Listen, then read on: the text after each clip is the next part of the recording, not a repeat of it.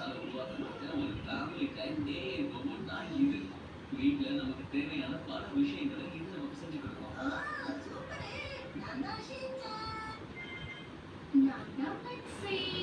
என்னோட பேரு ஹாரி.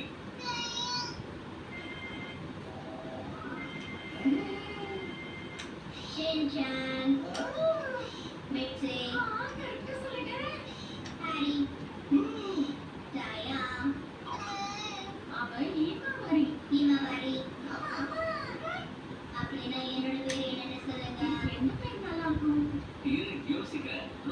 ரோபரியும் ஹாரில இருந்து நீ எடுத்துக்கலாம் அப்படின்னா ரோபரி.